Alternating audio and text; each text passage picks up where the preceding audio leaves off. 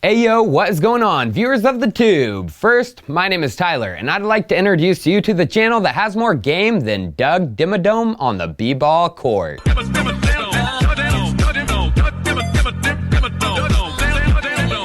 You know our Fairly Odd parents. It's time for Chico Crypto. Well, speaking about Fairly Odd, that is a perfect introduction into what we're going to talk about today. Something that is fairly odd going on in this crypto space. What is odd? Well, it's why in the hell would such a large entity like Ripple be partnering and pushing for partnerships with exchanges and remitters in the country of Mexico? Yep, Mexico, the country to our south, which since the formation of the Guadalajara cartel in the 70s has been relying on the drug trade to sustain its economy. What? A significant portion of Mexico relies on the black market to keep the wheels turning? How? Well, pulling out Mexico's GDP growth since 2004, an explosion, growing from 782 billion to 1.2 trillion by 2018. And guess what? Wachovia Bank, which was bought by Wells Fargo in 2011, got caught for laundering funds for the thugs of the Sinaloa drug cartels. This article shows how much they got caught moving. The newspaper's investigation shows how the bank, now owned by Wells Fargo, moved $378.4 billion from powerful drug cartels into currency exchange houses in Mexico. That's 1/3 of Mexico's annual GDP. Yes, during 2011, the amount from just one bank, Wachovia, was moving 1/3 of Mexico's just over $1 trillion gross domestic product. What other banks were moving funds? Well, if the curtains were opened and the networks were fully revealed, I can guarantee you the amount of money being moved by the cartels at the time was near or exceeded the entire GDP of Mexico. Then, pulling out this map, the flow of drugs, it starts in the North-South American countries. Then it flows up into the Central American narco networks, which then hits Mexico's southern borders and is moved up to the northern borders. And why do you think the GDP per capita is so much higher in the southern Mexico states, like the Yucatan, then basically goes poor in the middle, and finally the northern border states get rich again? Obvious. So what were the cartels to do with Wachovia in the crapper in 2011? Well, figure out Bitcoin, of course. But Bitcoin is volatile. Imagine being a launderer OTC desk who operates on a 10% commission and converts a cartel leader's 5 million to Bitcoin in the midst of a sharp value decrease. Your drug dealing client is expecting something worth 90% of the cash he gave you. A 20% value decrease puts a laundering OTC in a position to have to give up an additional 10% to stay alive. And why do you think the rogue OTC desk didn't launder much for criminals even up until 2017? From Chainalysis report, the rogue OTC crypto desk received a large majority of illicit Bitcoin, but they had barely any volume in October of 2017. But by the middle of 2019, it exceeded over 450 million per month. What changed? Well, there was something called USDT Tether, which kept your value stable, was easily traded for BTC, and through corrupt banking partners, was easily cashed out.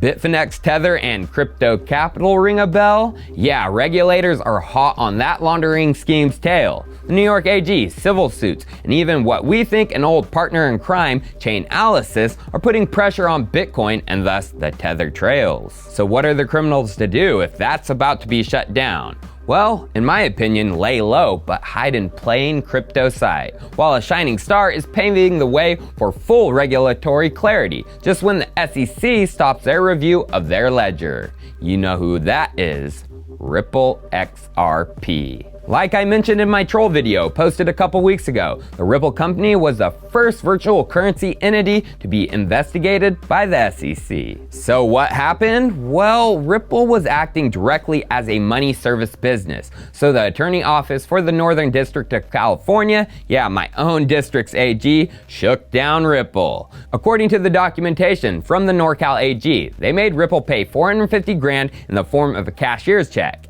Yep, cash money. To the U.S. Attorney's Office, attention, Kathryn Haun and Arvon Petit. And Ripple may not try to deduct this on their taxes, aka leaving a paper trail. Well, somehow FinCEN got wind of this because months later in 2015, they began investigating the ordeal. Because as we can see from their official documentation, they hit Ripple for violating the Bank Secrecy Act. And then we can see Ripple was shook down by FinCEN for 700 grand, of which 450 grand would be satisfied by them taking the payment from the NorCal District's AG's office. Ripple got double shook, the NorCal's attorney's office got single shook. But what happened to the attorneys trying to get paid? Kathryn, Haun, and Arvon Petit.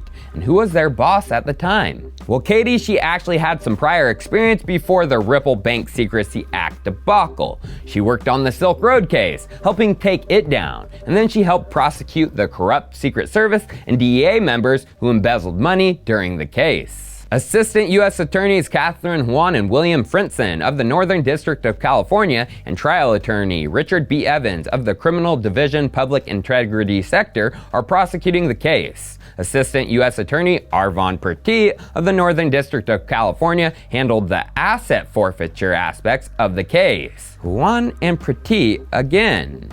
And then Petit, if we go to his LinkedIn, he left his job in April of 2017. And going to Kathryn's, she left in May of 2017. Why so close to each other when these were career jobs for the two? It doesn't make sense. And then what does Kathryn do after she suddenly drops her career job? She joins what she was investigating. In June of 2017, only months later, she joins Coinbase's board of directors. Well, within months of working with Coinbase, Katie met Chris Dixon of Andressen Horowitz's VC fund A16Z. This is what Chris had to say about Katie and why they decided on her as A16's general partner. What stood out was a glow in the dark presence and a need to win, he said. She was also incredibly well networked with technical experts in the industry, and to his knowledge was the most well-known person in the field. What's also interesting in that article is how connected Ben Horowitz is. When deciding if they wanted to hire Katie, he called her former boss at the DOJ for a reference, and as Horowitz puts it, her answer was, "What, are you stupid? This woman has never lost a case. She takes more cases than anybody, and she takes the hardest cases. There's nobody like Katie here." Yes, Ben Horowitz of Andressen Horowitz had a direct line to Melinda Haag, head NorCal attorney and Katie's boss, when Melinda wasn't even working with the government. This article came out in 2016. She left in 2015. Now, there is not a single doubt in my mind, nor should there be a doubt in your mind, that Katie was brought on for her connections to the prosecutors. She was brought on to protect the crypto assets of A16Z. I wonder what assets A16Z are heavily invested in. Well, of course, Coinbase. But there is something weird about their portfolio. They don't mention one of their most valuable assets and investments, XRP and Ripple. It's not there. They invested 50 million plus more recently, but as we can see, they also invested 2 million in the ICO in 2013, of which Katie should have investigated, as her office was investigating the entire thing. Why wasn't Andressen Horowitz looked into? As all the way back during the ICO, they were investing when XRP was called OpenCoin. I mean, other investors were looked into. For example, from the case fact sheets, of which Katie was a part of, Roger Ver and the sales to him were zeroed in on. They even go as far to mention this. Open source information indicates that this individual, an investor in Ripple Labs, has a prior 3-count federal felony conviction for dealing in, mailing, and storing explosive devices and had been sentenced to prison. Roger Ver was named, but A16Z wasn't. I mean, they should have. From the fact sheet, fact 26A, it was not until September 26, 2013 that XRP2 developed a written AML program. Prior to that time, XRP2 had no written AML program. And from this article, A16Z invested in April of 2013, prior to them having an AML program. Roger investigated, but A16Z wasn't named? Something stinks about this whole ordeal, and I'm talking reek stanky stanky stink and not the Chainlink type stank. I need you to buy Chainlink! My leaky stays rather stinky! So we need to get back who was the person in charge of the Ripple case. Melinda Haag, Katie's boss, of which Ben Horowitz called up when she joined the firm in 2017. Well, you want to know what is suspicious as freak regarding Melinda?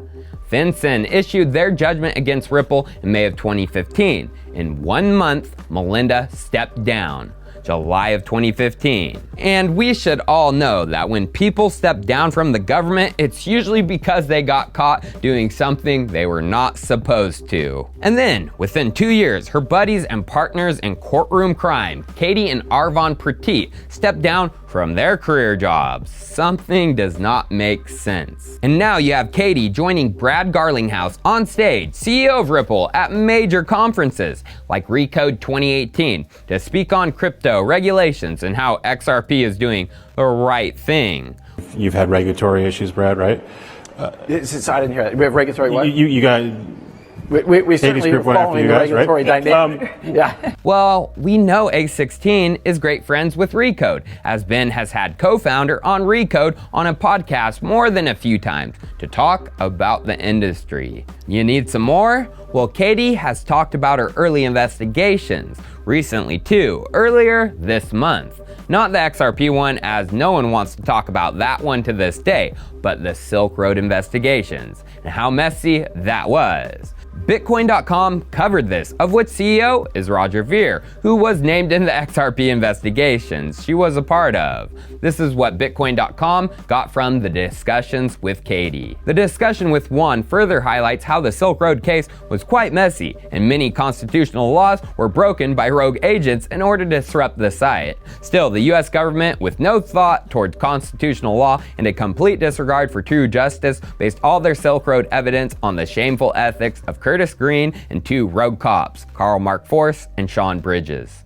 And looky here, Roger Ver, CEO of Bitcoin.com, tweeted this just 8 months before the article. Kathryn Haun is a former federal prosecutor responsible for sending countless people to prison for victimless crimes. To my knowledge, she has never apologized. But now you're having articles that shine her in a good light for the crypto space. So what is going on? What is Katie doing? Well, this video of Katie speaking on what she thinks crypto should be used for makes it oh so clear.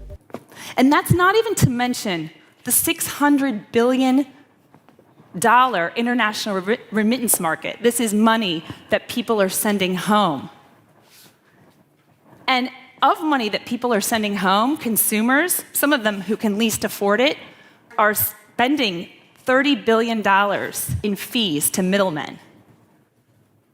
That $30 billion in fees to middlemen isn't just really wasted money, it's also time. As anyone in this room who has ever tried to send a wire abroad knows, it takes so long.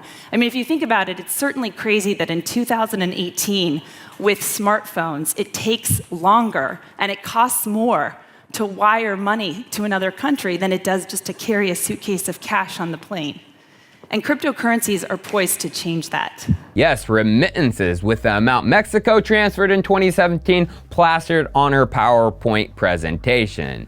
Who just announced that their ledger, the XRP ledger, did 54 million in remittance transfers sent from the US to Mexico in just 1 week? Ripple did. And who is their partner that initiated this much volume in remittance transfers? From the article, Ripple partnered with the Mexico-based crypto exchange Bitso to facilitate XRP settlements into the country, and the exchange is now processing 10% of Moneygram's flows into Mexico using XRP. Who is Bitso? They are a Mexican Bitcoin and crypto exchange, which is now moving to capture the Mexican remittance market through their partnership with Ripple. But who are the investors in Bitso? Of course, Ripple, but also Coinbase, as we can see from the headline. But deeper, there is DCG, Digital Currency Group, and right next to that, Monex. Yes, Monex led the Bitso Series A investment round all the way back in 2016. But Monex, they have been known to take money from US citizens and give it to themselves. Just this year, Monex Group is being implicated in a growing fraud case, 40 million total from the article posted last summer, where Monex Group and executives preyed on retired expats living in Mexico, stealing every dime they had. And Mexico Daily News tried to speak to some of the victims of the fraud. From the article, Mexico News Daily spoke to more than a dozen victims for this story, half of whom refused to be identified, fearing for their personal safety or reprisal from Monex, which forced them to sign lengthy documents in Spanish in exchange for receiving settlements. Yep, Mexican gangsters, making them stay hush about everything, fearing death and financial collapse as Monex has everything of theirs, money from pesos to dollars and even stocks, as the article states. They held those too. So American expats are not friends of Banco Mexico. You know who is? The drug cartels. From this book, Bloodlines, how the FBI took on Mexico's most violent drug cartel. In the book, they talk of how funds are hidden in Mexico, mostly structured deposits and bank wires from Mexico going to various US bank accounts and auction houses. Bulk currency from the sale of narcotics being physically shipped from the US and bulk cash smuggling into Mexico. And then we have a number of wire transfers going in from various different banks in Mexico, such as the first named, Banco Monex. So if you can't see what is going on, I don't think I can help you.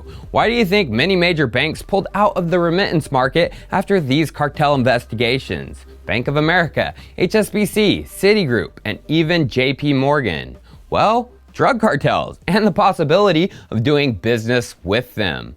Who didn't stop? Wells Fargo. After Wachovia in May of this year, they were once again implicated in moving money for drug traffickers. Who loves Ripple? Well, of course, Wells Fargo does. Ripple, XRP, and the scum banks they have partnered with are looking to move money for their most profitable clients of all, putting on the masquerade of suit and tie, which screams we would never work with cartel members. Well, if you take the remittance market with Mexico, you will be. Cheers. I'll see you next time.